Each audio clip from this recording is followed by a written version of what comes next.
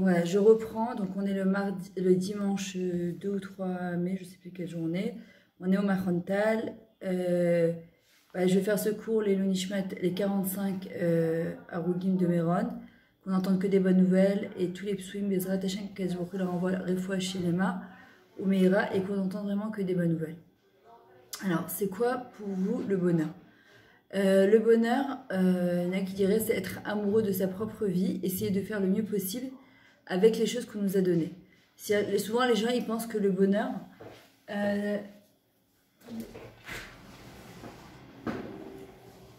Voilà, souvent, les gens, ils pensent que le bonheur, c'est d'avoir tout ce qu'on a quand on veut l'avoir, et en pensant que c'est ça qui va faire que, Bezrat Hashem, on va être plus heureux. Et en vrai, c'est quand on arrive à comprendre que, on l'avait expliqué, que le bonheur, il va avec la Emouna et le Bitachon, avec les données qu'Akadosh Baruch Hu nous a données, qu'on doit essayer d'être le plus heureux possible, et que le bonheur, c'est de faire du mieux qu'on peut avec les données qu'on a, alors on sera des gens heureux. Parce qu'on aimerait avoir, on pense que si on avait autre chose que ce qu'on a, alors on serait plus heureuse. Si on avait d'autres outils, parce que souvent on a envie de faire des choses, mais en fait, qui ne correspondent pas à ce qu'on est capable, à ce qu'on doit amener dans ce monde. Et c'est pour ça que un des trucs du bonheur, c'est de demander à Kadosh Baruch Hu la raison pour laquelle on est sur Terre et de quelle manière on pourrait se réaliser, parce que c'est ça le vrai bonheur.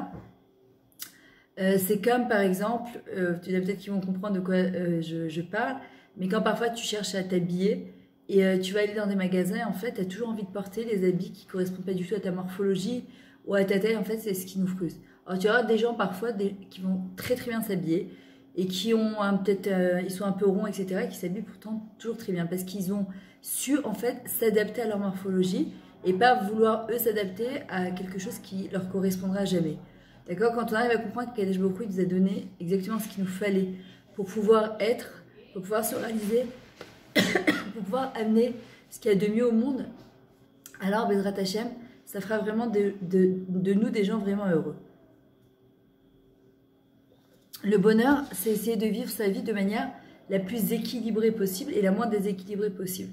Comme on avait expliqué, c'est retrouver en fait une harmonie entre ce qu'on est capable d'être, ce qu'on a entre notre corps, notre nefesh et notre neshama. Donc vraiment essayer d'être le plus équilibré possible et de ne pas chercher justement d'afka où il n'y a pas. D'accord? Souvent on veut exactement ce qu'on n'a pas, alors qu'en fin de compte, Akadosh Baruch Hu nous a donné exactement ce qu'on a besoin pour pouvoir devenir.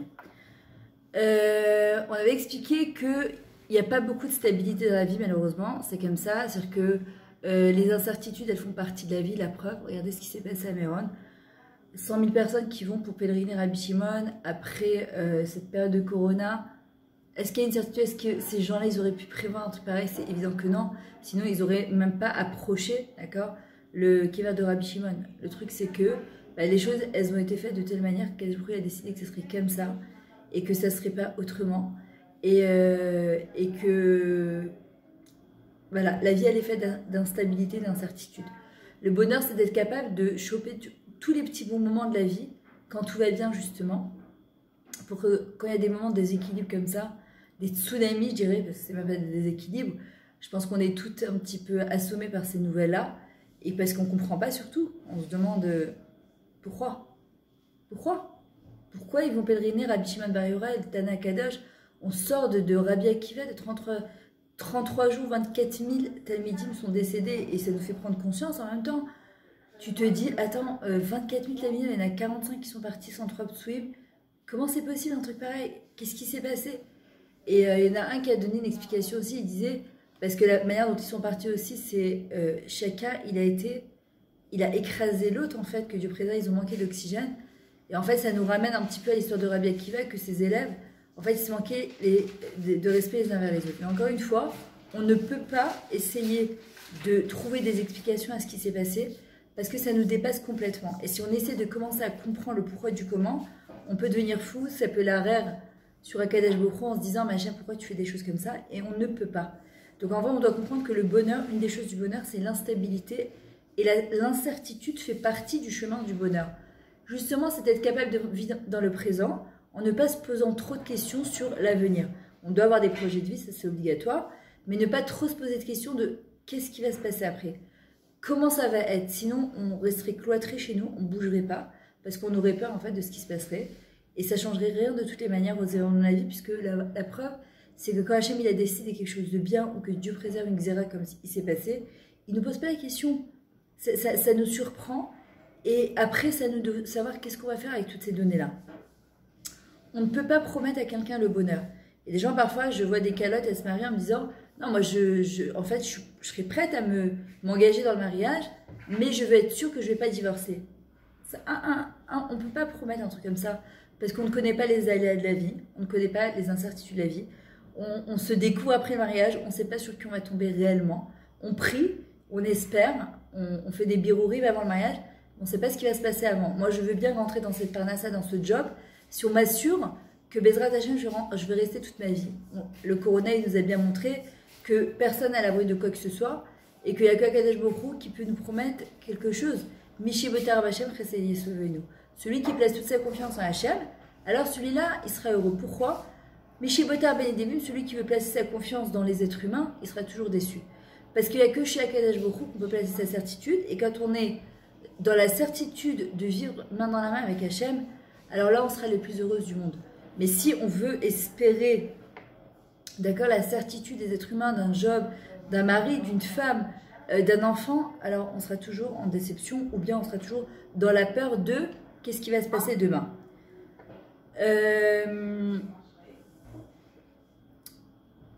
Maintenant, on voit bien qu'aussi, le bonheur, les gens, ils pensent que c'est d'être toujours en high. D'accord? D'être toujours bien, d'être toujours en up, ah, je me lève, tout va bien, dans le meilleur des mondes, toujours. C'est pas comme ça. En vrai, on doit comprendre que on a beaucoup d'émotions à gérer, et surtout nous les femmes, et surtout dans le monde dans lequel on vit.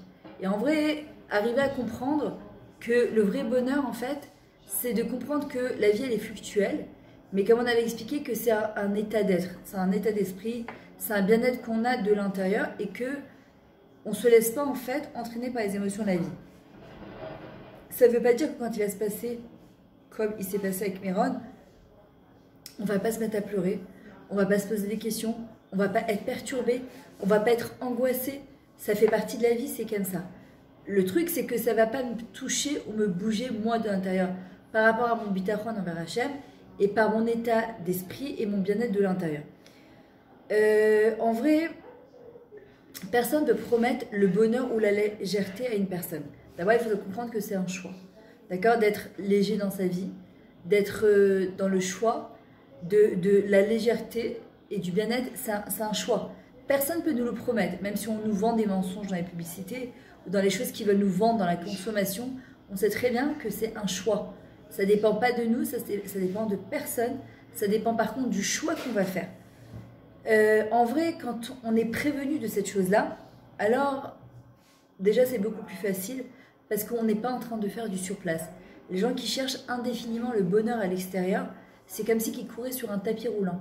Ils ont l'impression qu'en fait, de prendre des choses de l'extérieur à l'intérieur, c'est ça qui va leur amener du bien-être. Absolument pas, ça s'appelle du plaisir, on l'avait expliqué, ou bien une joie momentanée, intense, qui vient de l'extérieur ou de l'intérieur, d'un événement externe ou interne. Mais nous, ce qu'on veut, c'est arriver à une certaine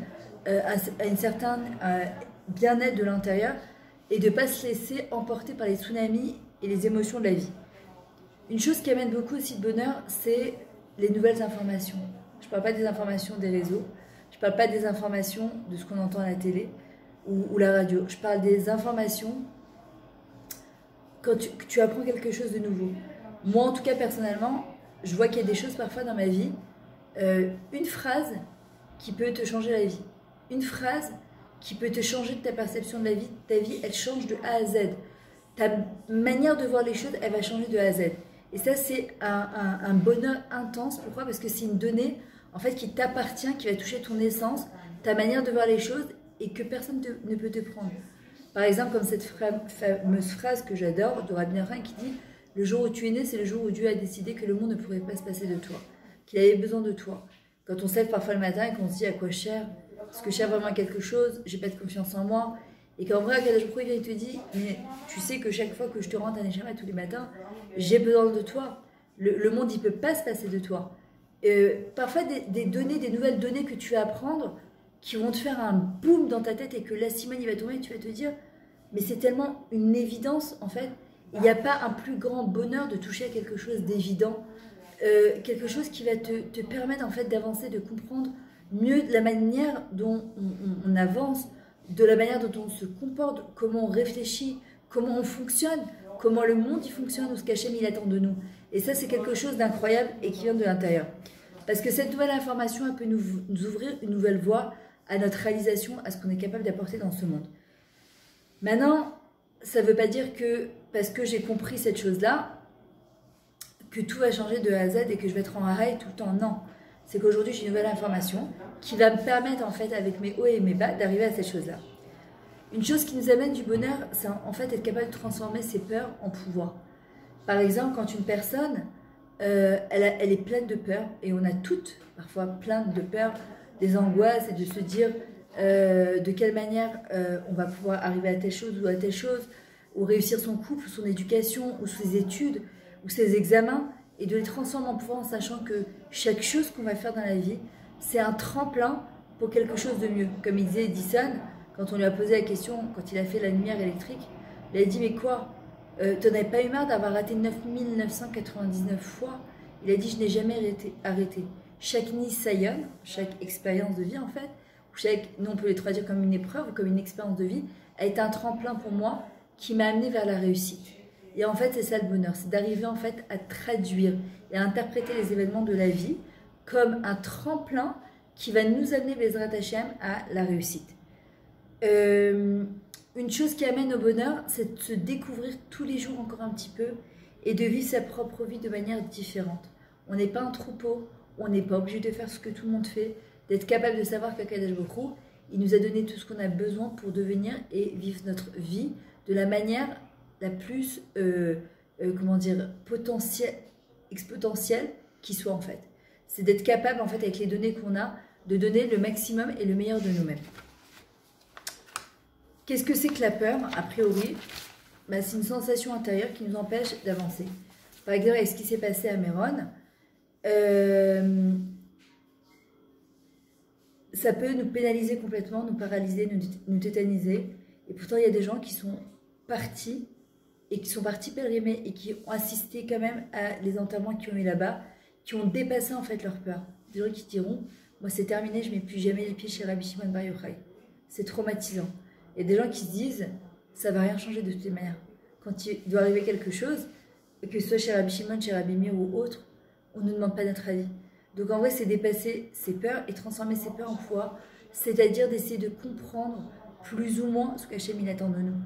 C'est plus d'ardoute, plus faire attention à ce qu'on dit. Et c'est vraiment de comprendre ce que Kadosh Baruch Hu il attend de nous. Attendez 30 secondes, ne bougez pas.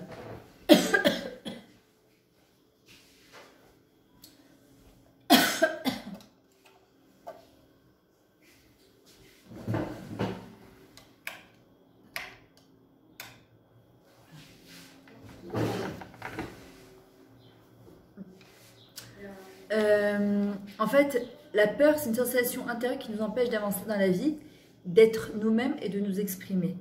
Une chose qui amène beaucoup de bonheur, c'est d'être capable de dépasser ses peurs. Le mot peur en hébreu se dit pachad, ce sont les mêmes lettres que dachaf.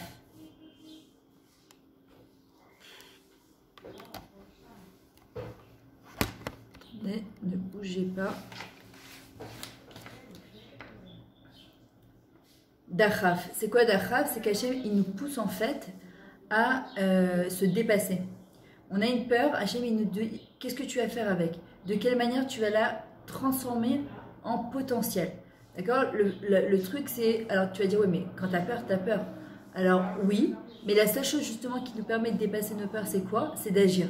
Moins on agit, et plus on a peur. Plus on agit, et plus, en fait, on gagne dans l'assurance, et on gagne dans le bonheur, on gagne du bien-être. Pourquoi? Parce que c'est quoi le bonheur? En fait, c'est la fierté d'avoir créé soi-même, d'avoir fait quelque chose, et aussi de ne pas avoir fait comme tout le monde. De dépasser une peur, et parfois, la peur qui nous paraissait être grande comme une montagne, tu te dis, comment je vais dépasser cette chose-là? Elle me paraît interminable.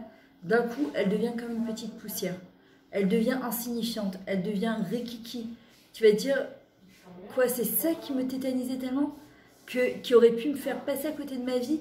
Et en fait, quand tu comprends qu'en fin de compte, c'est cette même peur qui va faire de toi quelqu'un de très très très très très grande, quand tu regarderas ça, tu te diras waouh, c'est ce qu'il dit d'ailleurs le Rav Sitruk Zichrono Livracha dans son livre, c'est qu'à 120 ans, Hachem il nous montrera ces peurs-là, ces montagnes, ces yetzara qu'on aura dépassées, on sera devenir comme des alpines en disant waouh, comment j'ai été capable moi de dépasser cette chose-là, alors que le Racha, Hachem il lui montrera en fait ces peurs comme une petite marche d'escalier à grimper et il dira quoi, à cause de ça, je suis passée à côté de ma vie dans ce monde et ma vie éternelle. Maintenant, une des choses qui amène le bonheur, on en avait parlé aussi, c'était de noter 3 kiffs par jour, d'accord? Partager ce que tu apprends. Tu apprends une nouvelle donnée, partage-la avec quelqu'un. Parce que peut-être cette nouvelle donnée, elle va permettre à quelqu'un d'autre aussi de devenir. Et quand, moi je le vois, c'est encore une fois en toute humilité, quand parfois il y a des gens qui me disent, tu sais, je me rappelle d'une fois d'un cours que je suis venue à toi il y a 10 ans, il y a 12 ans, et que grâce à ça, ça m'a changé ma manière de voir les choses. Et tu te dis, waouh, tu te rends compte que tu as pu faire du bien à quelqu'un et tu ne le savais même pas. Et que 10 ans, 12 ans après, regarde ce que tu as semé dans la tête et dans le cœur d'une personne.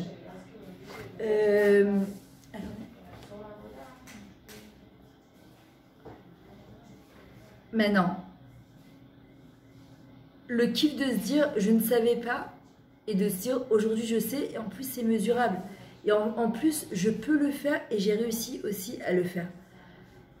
Là par exemple je vois Baruch Hashem, je commence à avoir les retours du livre que Baruch Hashem j'ai écrit, donc les gens qui l'ont acheté, je reçois des témoignages qui sont tellement gratifiants, qui sont tellement, parce que comme je vous avais expliqué, j'ai mis quand même 7 ans à l'écrire, avec la peur de me dire peut-être que ça va rien apporter au lecteur, peut-être que en fait je vais perdre mon temps à écrire ce livre-là, et qu'au bout du compte les gens ils vont le lire en se disant ok, franchement t'aurais mieux fait de pas l'écrire, de pas perdre ton temps pendant 7 ans. Mais quand il y a quelque chose qui est boère de l'intérieur, qui boue à l'intérieur de toi et qui te dit de faire cette chose-là, le bonheur aussi c'est d'être lié à cette voix interne qui nous lâchera pas, d'accord, jusqu'à 120 ans, tant qu'on n'aura pas fait ce qu'on devra faire, et de commencer à avoir des retours des gens de Paris, d'Ashkelon, de Jérusalem, de Miami, et qui me disent j'ai reçu ton livre, j'ai commencé à le lire, je me suis pas arrêtée tout Shabbat, je m'identifie tellement, tu fais passer tellement d'émotions parce que c'est exactement ce que je voulais, cette proximité avec Hachem, de pouvoir l'appeler Abba, mon meilleur ami, c'est la plus grande satisfaction que tu peux avoir, pas seulement pour le livre, c'est d'avoir dépassé ta peur et de te dire Zaya Kedai, ça valait la peine d'avoir eu peur et ça valait la peine d'avoir quand même dépassé cette peur et de dire voilà le résultat, au bout du compte, si ça a même touché une personne et que ça a permis de changer la vie d'une personne et qu'une personne, elle peut s'identifier à ça et se dire « moi aussi, je vais pouvoir y arriver », alors ça valait la peine. Et ça, c'est le plus grand bonheur sur Terre, de pouvoir être capable d'aider une autre personne.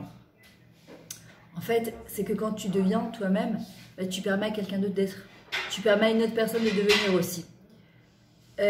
Pourquoi c'est important aussi de travailler sur la gratitude, la karatatov? Parce que ça rallonge la vie. On avait expliqué que la gratitude, elle rallonge la vie de 7 ans. Les gens qui sont pleins d'Akaratatov vivent en moyenne 7 ans de plus qu'une personne qui est dans la plainte tout le temps.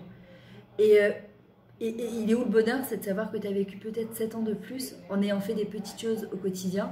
Ben, c'est quoi ces petites choses en fait qui ne sont pas insignifiantes? C'est pour trouver 3 kiffs par jour, pour être capable de dire merci à Hachem tous les jours, c'est qu'il faut, comme il dit David Amela, Miwaï Shechafesrei, Moaviami Mirotov. Quel est l'homme qui désire vivre dans ce monde et dans le monde futur?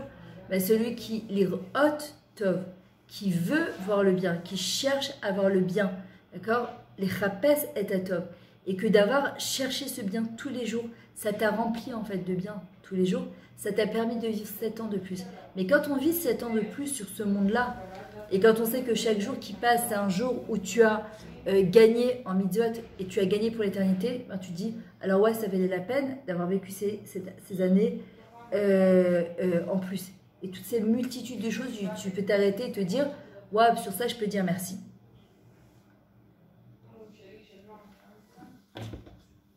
Une autre chose aussi qui amène du bonheur, ben, c'est chercher un sens à sa vie. C'est-à-dire, comment je voudrais que ma vie, elle soit. D'accord? Les gens, parfois, ils aimeraient bien qu'on leur propose, on leur donne leur vie sur un plateau, et on leur dit, voilà, non.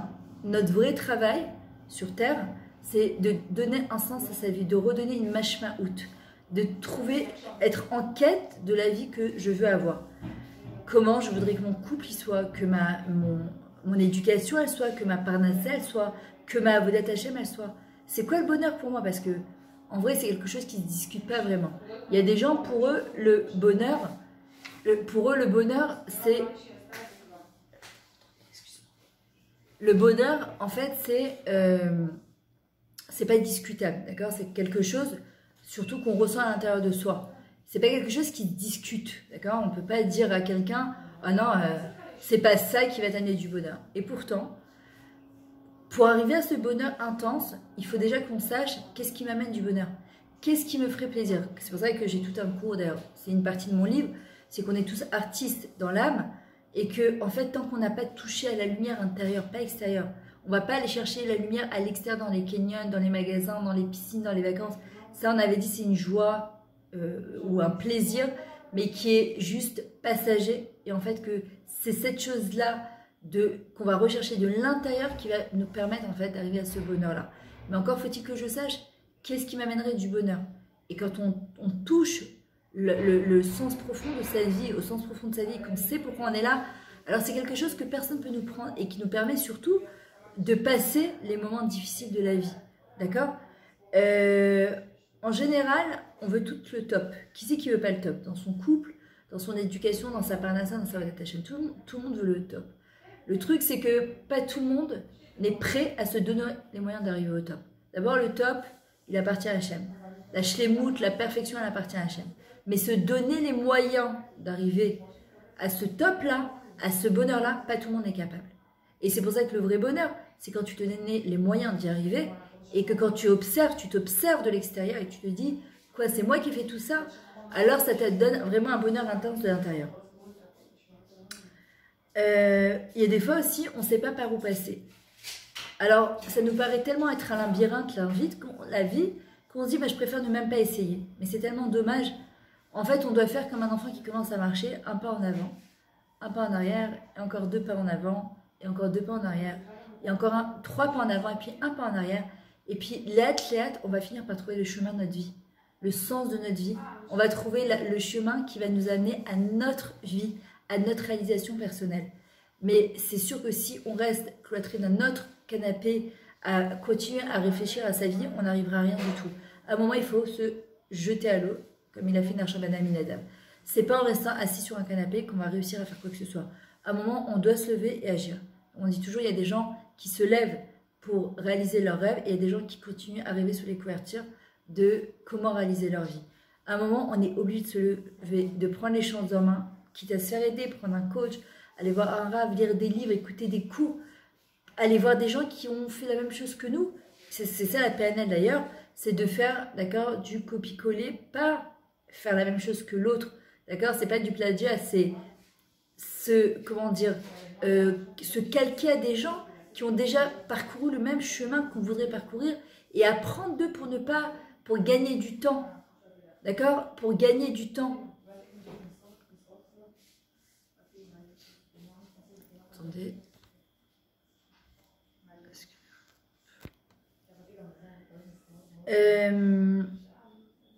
Parce que personne ne peut décider de l'autre s'il est heureux ou s'il n'est pas. Moi, je peux regarder parfois des gens et je me dis, mais comment avec la vie qu'ils ont, ils peuvent être heureux? Comment c'est possible? Tu vois des gens, tu te dis, mais c'est pas possible, c'est impossible d'être heureux comme ça. Et pourtant, tu vas voir ces gens-là, et ben ils sont super heureux. Et tu te dis, mais comment c'est possible? Où c'est que ça bug? Mais en vrai, ça bug pas chez eux, parfois ça bug chez nous. Parce que notre notion du bonheur, elle n'est pas du tout adaptée à sa notion du bonheur. C'est pour ça qu'une des choses sur laquelle on doit se poser la question déjà, c'est qu'est-ce qu'il me faudrait pour être heureuse? C'est quoi le bonheur pour moi? Pour pouvoir au moins me donner les moyens d'y arriver. Le bonheur, en fait, c'est un choix. Une fois, ils avaient demandé à une personne âgée, tous les matins, elle se levait, elle était dans un sentiment de bonheur égal à elle-même. On lui a dit, c'est quoi le secret? Alors il a dit, c'est comme 1 plus 1 font 2. Quand je me lève, tous les matins, j'ai le choix d'être heureux ou d'être malheureux. Ça ne dépend pas des choses extérieures. Et je me fais un devoir. Tu dis que c'est quoi, je me fais un devoir? Ouais, je me fais un devoir d'être heureuse tous les matins quand je me lève. Encore une fois, ça ne dépend pas des événements extérieurs, ça dépend en fait du choix que je vais faire au moment où je vais faire. Je me lève le matin, je peux me dire que cette journée va être pourrie ou me dire aujourd'hui, je choisis que quoi qu'il arrive, cette journée elle va être magnifique. Merci Hachem pour cette journée merveilleuse que tu vas me donner. Et ça ne dépend pas des événements extérieurs, ça dépend du choix que j'ai fait. Hachem nous dit tous les matins, au Bachartam Bachaim, et vous choisirez la vie. Le bonheur, en fait, c'est quoi? C'est de vivre le moment présent. Vous voyez, par exemple, comme on dit, si jeunesse savait, si vieillesse pouvait. Les jeunes, ils parlent de leur projet, et les personnes âgées, elles parlent de leur passé. Alors, qui c'est qui vit le moment présent? Si on est toujours dans le passé ou dans le futur, quand est-ce qu'on vit le moment présent? En fait, une des choses aussi qui amène le bonheur, et la simcha surtout, comme il dit le Rav Dessler, c'est le mouvement. Le mouvement du corps, d'accord? Qui se dit noa. Mais c'est les mêmes lettres aussi que manoa, c'est un moteur, et les mêmes lettres aussi que menia, un empêchement. C'est la même chose qui peut nous empêcher en fait d'arriver à ce bonheur-là, c'est la même chose aussi qui va nous amener à ce bonheur-là. La psychologie positive, en fait, c'est quoi? Ce n'est pas de guérir ce qui va mal, écoutez bien ce que je vous dis, mais c'est d'augmenter ce qui va bien déjà. On n'est plus dans une période de sourd-méra, de lutter avec le mal parce qu'on n'a pas les capacités. Mais par contre, va à cet homme, c'est augmenter ce qui va bien déjà. Pour augmenter ce qui va bien déjà, c'est déjà de voir ce qui va bien déjà. La guide Baboker Chazecha, c'est de se rappeler tous les matins tout le chesed qu'Hachem il nous fait du matin au soir, d'accord? Et de mettre le paquet sur ça pour Vemunat Rabalelot. Au lieu de se concentrer sur le pas bien, je me concentre sur le bien, de manière à ce que quand ça va aller, pas très bien, comme j'ai déjà goûté au Chesed Hachem, ça va me permettre de pouvoir mieux passer cette période qui est difficile pour encore mieux remonter, d'accord? Et pas de se prendre la vague en pleine figure.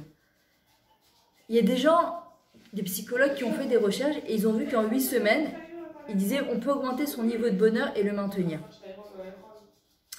Une des choses qui amène le bonheur, la solidarité. Regardez, malheureusement, dès qu'il y a des événements qui se passent, comme ici passé à Méron, tout de suite, c'est on fait attention à son Lachon Tov, on fait attention à avoir plus de hardout, à plus regarder ce qui se passe autour de nous, d'accord?